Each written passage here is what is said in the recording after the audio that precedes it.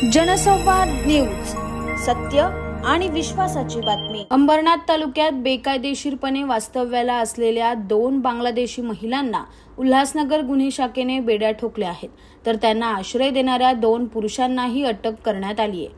अंबरनाथ तालुक्यातील आडिवली ढोकळी गावात फरजाना शिरागुल शेख ही 36 वर्षीय महिला वास्तव्याला होती।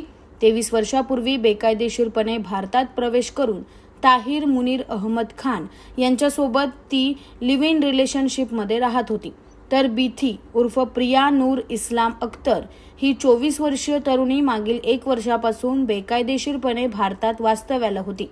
ती सुद्धा आडिवली ढोकळी परिसरात गणेश चंद्रदास यांच्यासोबत लिव्ह इन रिलेशनशिपमध्ये राहत होती।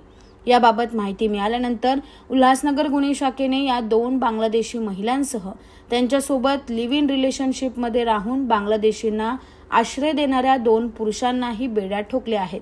या सर्वांविरोधात पारपत्र अधिनियम, विदेशी व्यक्ती अधिनियम यानुसार गुन्हा दाखल करून त्यांना मानपाडा पोलिसांच्या ताब्यात देण्यात आला आहे। जनसंवाद न्यूज, सत्य आणि विश्वासाची बातमी। आजच सबस्क्राइब करून बेल आयकॉनला क्लिक करा आणि पहा ताज्या घडामोडींचा अचूक अंदाज आपल्या मोबाईलवर।